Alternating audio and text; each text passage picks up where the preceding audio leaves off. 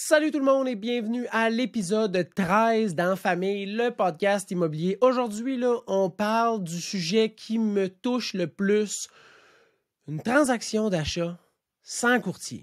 Je te le dis tout de suite, là, prends-toi un courtier au plus sacrament si tu es en train d'acheter. Je le sais, ça commence cru, mais qu'est-ce que tu veux? Ça me passionne, ce sujet-là. C'est la raison même pour laquelle je suis courtier immobilier maintenant. C'est parce que j'ai eu une transaction ordinaire. Et c'est un sujet que j'ai touché plusieurs fois, autant sur mon channel YouTube que sur TikTok, en personne, que sur Facebook. Mais là, je vais en reparler en podcast. Trop de gens se lancent dans un projet d'achat sans courtier, puis ça apporte là, des gros risques. Ça apporte des risques financiers, des risques de sécurité de la transaction et des risques au niveau des conseils reçus.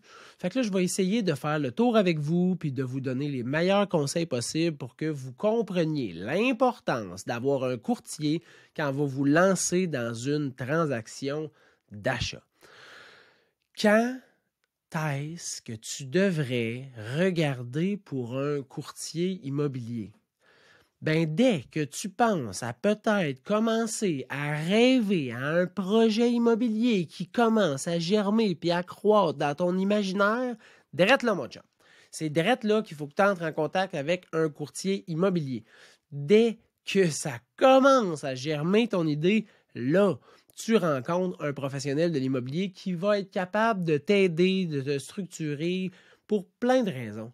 Pour plein de raisons. La première, mettons, là, on va en énumérer une couple, là, la préparation du financement. Le courtier immobilier, là, il fait affaire avec des professionnels qui a trié, là, qui a fouillé, il a travaillé, il a pelleté, il a passé des entrevues. Tu sais, là, il a débroussaillé tout ça pour trouver les meilleurs professionnels possibles pour t'aider à préparer ton dossier hypothécaire. Pour que le jour que tu trouves ta maison, là, ça fly en sacrament, puis que ça soit facile d'avoir une approbation hypothécaire, puis qu'il n'y ait pas de surprise dans ton dossier. Fait que toi, tu fais probablement affaire avec le gars de la caisse, le gars de la banque, le gars du coin, il a changé, il est parti, tu as la nouvelle, t'as pas quelqu'un de particulièrement dégourdi pour t'aider, en quel tu as 100% confiance. Ben, le courtier immobilier, lui, là, il y a quelqu'un avec qui il est capable de te mettre en contact pour t'aider à préparer cette portion-là de la transaction là, qui est essentielle. Parce que dès qu'on sait combien tu peux te permettre, puis qu'on est sûr que ça va bien aller, on peut se lancer les yeux fermés dans la recherche. Il va pouvoir aussi répondre à tes questions. Hein? On a une panoplie de questions, d'interrogations, de petites anxiétés là, quand on se lance dans un projet immobilier. Là, puis le courtier, là, c'est le professionnel de l'immobilier. Hein? Fait qu'il est là pour répondre à tout ça, effacer toutes les crottes que tu as sur le cœur, puis les inquiétudes que tu peux avoir dans ton projet, puis le petit stress pour que tu te concentres sur juste le gros fun de « Hey, fuck, man, je m'en vais acheter une maison, je vais devenir propriétaire. » C'est vraiment cool acheter une maison. Fait que le fait d'avoir une première rencontre puis d'être capable de poser tes questions, ben ça va venir alléger le processus. Il est là aussi pour défaire les mythes associés à un achat. Puis là, les mythes viennent souvent de ton beau-frère, ton père, ton beau-père, le voisin, le cousin, ton chum, ta blonde, ton employé, ton collègue de travail. Ah, lui, il connaît ça. Asti qui connaît ça, l'immobilier. Lui, il a dû acheter 2 maisons. Il les a vendues tout seul. Ou lui, il a acheté 3 maisons. Il en a vendu 2, toutes avec des courtiers. Ou il en construisait dans les années 70. Ou il y a une maison depuis qu'il a 18 ans. Ouais. Mais moi, j'ai fait, mettons, 475 transactions. Fait puis j'ai des études là-dedans. Puis je dépose des offres à chaque semaine. Fait que, mettons, là, le poids de la connaissance ne pèse pas nécessairement en sa faveur. Fait que, s'il y a des choses qui t'ont été dites, hein, tu peux les valider avec un professionnel. Puis là, j'enlève rien hein, à papa hein, qui t'a donné un bon conseil. Avec le bagage qu'il a, c'est probablement un excellent conseil pour lui. Est-ce que c'est véridique? Est-ce que c'est fondé? Puis est-ce que c'est actuel? Là, ça, c'est d'autres choses. Fait que, tu sais, on va démystifier les mythes là, qui sont autour de de ce que tu penses que l'immobilier ou ce que tu penses que l'achat d'une maison, une structure ou un bâtiment, une fondation, etc. peut avoir comme problème ou engendrer comme coût. Puis je vais t'aider à réfléchir, puis je vais te donner les outils. Si moi, je ne suis pas la bonne personne, bien, je vais te référer à la bonne personne qui peut assurément te répondre. Tu vas avoir le temps aussi si dès que tu commences à peut-être penser à peut-être devenir propriétaire, tu vas pouvoir avoir le temps de trouver le bon courtier immobilier pour t'aider. Parce que c'est pas n'importe qui va pouvoir t'aider, c'est pas n'importe quelle personnalité qui fonctionne avec toi.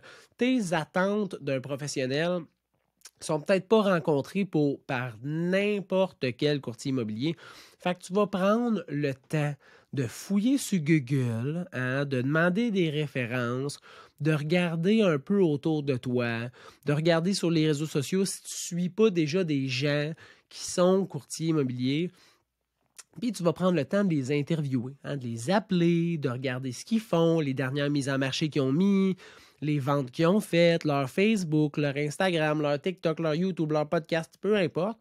Mais tu vas avoir le temps un peu de les stalker puis de dire sacrément, lui, je pense que ça va fitter. C'est parce que blablabla. Bla, bla, bla. Fait que ça te donne le temps de trouver le bon professionnel. Tu sais, cette personne-là là, va t'aider à acquérir le bien probablement qui a la plus grande valeur de toute ta vie. Fait que ça peut-tu, être le fun, puis deuxièmement, tu peux-tu avoir confiance? Ça va vraiment faciliter ta transaction. En commençant tôt, tu vas pouvoir structurer tes recherches. Fait que tu vas pouvoir vraiment avoir des alertes automatisées qui viennent de ton professionnel, de ton courtier immobilier, qui est vraiment ce que tu as besoin. Fait que si tu cherches une maison, 3 chambres, entre Bromont puis Magog, pas trop loin de la 10, en bas de 550 000, avec un terrain d'au moins 10 000 pieds carrés, ben on va pouvoir mettre les recherches, les alertes, les courriels directement dans tes courriels, ceux de ton conjoint, ceux de ta conjointe, peu importe, pour que tu puisses recevoir les nouveautés à la minute même où ils sortent sur le marché. Parce que rappelons-nous que présentement, à l'heure où on se parle, en 2023, pas facile, pas jojo pour les acheteurs de trouver une maison. Fait que si tu peux avoir les alertes à la minute même qui sortent sur le marché, bingo, tu as déjà un petit step forward de fait dans ton projet. Tu vas pouvoir aussi demander d'être informé des statistiques immobilières actuelles. Là, si tu es en Estrie, tu peux aller sur YouTube, taper service immobilier, puis à chaque mois, le 2 ou le 3 du mois, je sors toutes les statistiques immobilières du Québec, de l'Estrie, de Granby, de Bromont, de Magog et de Sherbrooke. Mais mettons que tu es ailleurs. Tu peux demander à ton courtier immobilier de te faire une analyse des statistiques immobilières du secteur dans lequel tu cherches pour que tu comprennes dans quelle situation économique présentement tu te trouves, puis ça ressemble à quoi le marché. Tu peux l'analyser, tu peux lui demander de te faire une analyse, puis tu peux m'appeler ou m'écrire au info@commercialserviceimmobilier.ca. Brag. Tu peux voir aussi les formulaires à utiliser lors de l'achat. Puis ça, c'est quelque chose que je ne fais pas pour l'instant, mais que je devrais faire. Je devrais envoyer au moins le lien juste de l'OASIC. Si tu vas sur le site de l'OASIC, tu peux voir tous les formulaires à utiliser dans une transaction d'achat ou dans une transaction de vente. Ça va te familiariser avec les documents. Puis arrivé au moment de signer, tu vas déjà savoir c'est quoi un peu le document. Tu vas déjà l'avoir vu, fait qu'il y a un certain sentiment de confiance puis de contrôle qui va être présent. Puis ça, ça va t'aider à avancer dans le processus avec moins d'anxiété. Puis tu vas pouvoir connaître les conditions du marché en ayant analysé les statistiques immobilières. Tu peux demander à ton courtier, dans tes 10 dernières transactions, l'inspection que le monde ne faisait pas. Finalement, tes transactions qui ont été acceptées, le monde, ont-tu mis l'inspection? Ils mettent-tu le test d'eau? Ils mettent-tu le test de champ d'épuration? Quand c'est un condo, même si on a la majorité des documents, ils vont-tu mettre à la clause 9.1 la vérification de tel document? Fait que le courtier va être là pour te dire, ça, c'est des conditions de toute façon que je te conseille, mais tu as raison, c'est quelque chose qui est revenu plus fréquent sur le marché actuel. Fait que toutes ces choses-là, tu vas pouvoir les faire, mais si tu vas pouvoir les faire si tu commences à rencontrer un courtier tôt, très tôt dans le processus, qui est un très gros conseil. Pourquoi faire affaire avec un courtier immobilier? Bon. Pour acheter. Parce que pour revendre, là, c'est un autre débat. Tu as le droit de vendre tout seul, tu as le droit de vendre avec un courtier, peu importe. Mais là, ce n'est pas de ça qu'on parle aujourd'hui. C'est pour acheter. Pourquoi faire affaire avec un courtier immobilier pour acheter? Bien, premièrement, pour éviter les risques financiers. La première chose, c'est qu'acheter avec un courtier immobilier là, une propriété sur Santis, c'est gratuit. C'est gratuit. C'est gratuit. Fait qu'utilisez les services d'un courtier qui se déplace, qui visite avec toi, qui te donne des conseils sur la maison, qui analyse les statistiques de la propriété pour le secteur, qui rédige une offre d'achat. Hein? L'offre d'achat est acceptée. Il vient avec toi faire l'inspection avec l'inspecteur. Il renégocie si on a besoin ou il réalise les conditions. Il envoie les documents au notaire. Tout ça, c'est gratuit. Puis le monde s'en passe quand même. C'est à ne rien y comprendre. Je fais une pause là présentement parce que vois-tu comment c'est ridicule? C'est comme si je te disais, mettons, un garagiste, c'est gratuit. Changerais-tu vraiment ton huile tout seul? Pense pas. Pense pas. Un avocat, c'est gratuit. Est-ce que vraiment tu te représenterais seul dans un procès? Non, je ne crois pas. Un dentiste, c'est gratuit.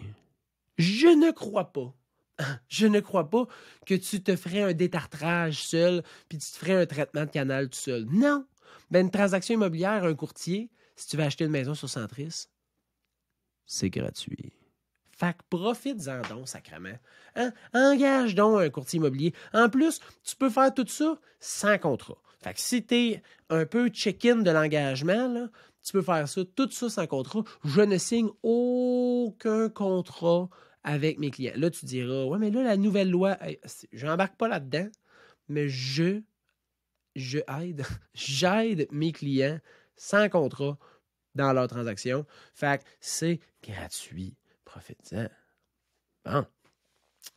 Le courtier, éviter les risques financiers, c'est aussi de comprendre que le courtier du vendeur, il est relié par contrat au vendeur. C'est pour ça qu'on l'appelle, ça c'est compliqué, là, mais pour ça qu'on l'appelle le courtier à du vendeur. Parce qu'il représente le vendeur avec un contrat qu'il a signé avec le vendeur. Toi, tu n'as aucun rapport là-dedans. Fait que c'est les intérêts du vendeur que le courtier du vendeur représente. Tu vois, il y a eu le mot vendeur régulièrement, mais aucun mot acheteur.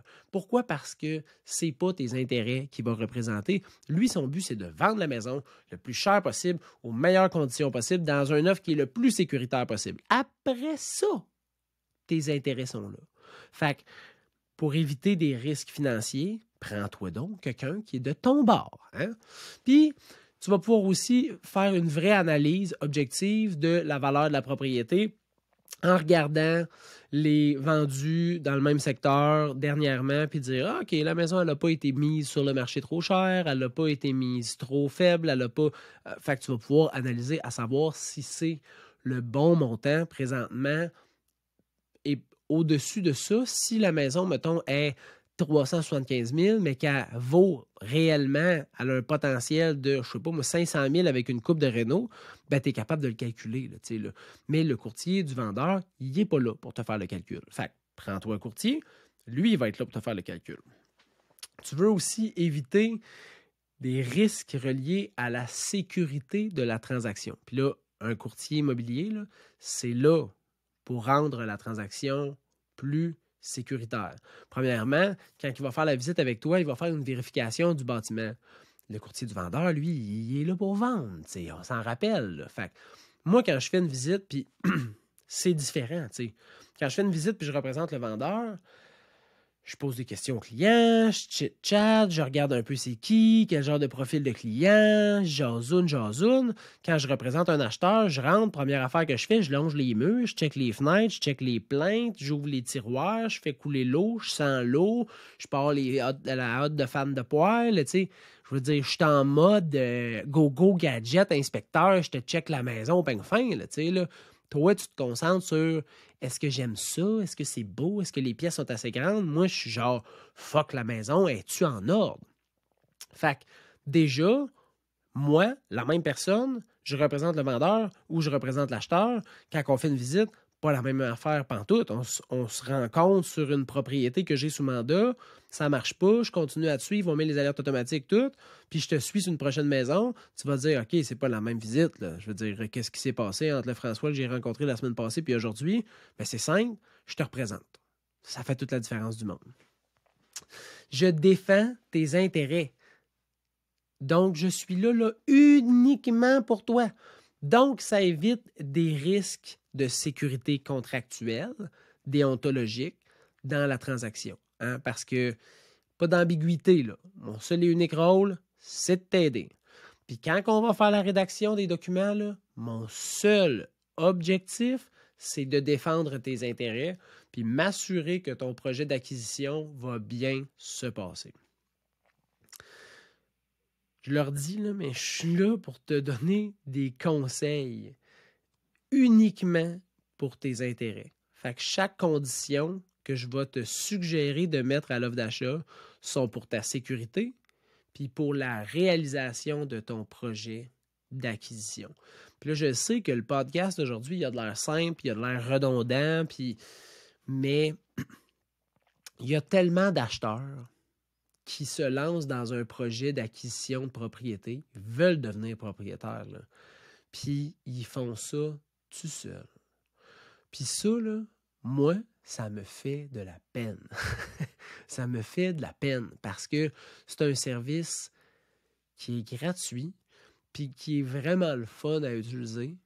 Puis pour aucune raison valable, hein, les gens vont faire « Ouais, mais je fais juste commencer à regarder, tu sais.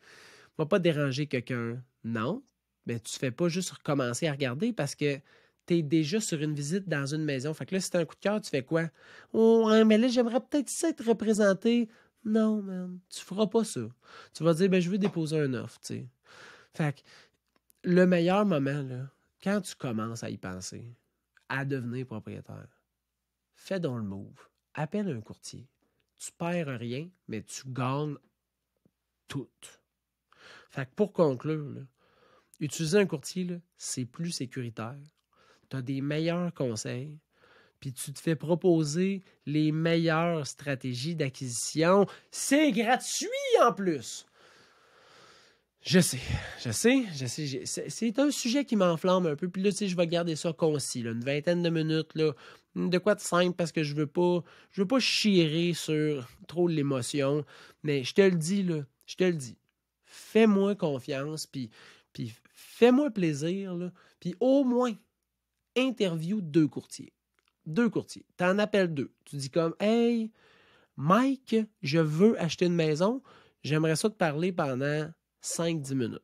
Hey, Sylvie, j'aimerais acheter une maison, je peux-tu te parler pendant 5-10 minutes? Puis, catch le feeling. Puis ça se peut que ces deux-là soient pas le bon, mais que tu fasses comme crime, ils m'ont soulevé des points, puis je trouve ça intéressant, fait que je vais peut-être en interviewer 2-3. Puis ça se peut que tu tombes pile poil direct sur la personne que tu as besoin du premier coup, puis tu n'as pas besoin de te faire chier à chercher puis interviewer du monde, mais je te le dis, fais-moi confiance, puis fais-moi une fleur, prends-toi quelqu'un pour t'aider. Puis là, je t'ai épargné plein de points positifs. Mais gars, je vais t'en dire une coupe à rafale parce que je suis là. C'est mon podcast, le micro est encore ouvert, la caméra est là, tout marche encore. Fait que pourquoi pas le dire. Les visites, là, ça va tout le temps être, je suis désolé, avec la même personne. Fait que le courtier va arriver, il va débarrer la porte, tu vas rentrer, t'es tout seul avec lui. Fait que si c'est fucking lettre, tu vires de bord puis tu t'en vas. Pas de malaise, pas de « Ouais, mais là, on va faire la visite quand même, je t'ai fait déplacer. » Non, sac ton camp. Hein? T'aimes déjà pas ça marchera pas. Hein? Fait que juste ça, déjà, c'est bien. Tu n'auras personne non plus qui va te dire « Ça, c'est la cuisine. Ça, c'est le salon. Ici, on a une grande salle à manger spacieuse, super lumineuse. » Non. Parce que le courtier te connaît, puis il sait que tu ne veux pas entendre ces astiniaiseries-là. Fait qu'il fera pas ça. Non. Souvent, là, c'est le point le plus important. Non, pas le plus important, mais un des points importants, c'est ça. La communication, la facilité durant une visite, l'aisance dans une visite. Puis cette relation-là que tu crées avec le courtier, là, ben, elle va t'apporter à t'ouvrir puis à poser des questions puis dire « Hey, ça, là, ça, de la vermiculite, c'est-tu dangereux? Cette fissure-là dans la fondation, là, c'est-tu vraiment problématique. Hey, du câblage d'aluminium, comme on peut voir ici, là, c'est quoi l'impact que ça a? Là, hey, une somme pompe, j'entends ça tout le temps. C'est quoi une somme pompe? Parce qu'il y a une confiance qui se crée, il y a une aisance, il y a une certaine amitié qui va se créer avec le courtier parfois, puis ça va faciliter ton ouverture, puis la transaction va être vraiment le fun. Fait que je te le dis, aie du fun, fais-toi un ami, prends un courtier. Si tu as aimé le podcast, tu peux aller à l'épisode numéro 1 en bas, marquer un commentaire si c'est un service de balado. Sur YouTube, tu peux marquer un commentaire. Tu peux republier aussi les vidéos si c'est sur TikTok. Ça va me faire un très grand plaisir. Je fais ça pour vous. J'espère que c'est quelque chose, un sujet que vous aimez. Et j'espère vous avoir aidé. Puis si une personne sur 10 décide de prendre un courtier à cause de cet épisode-là, grâce à cet épisode-là, j'aurai tout réussi. Je vous souhaite une super bonne fin de journée et j'espère que votre projet immobilier va se réaliser à son plein potentiel.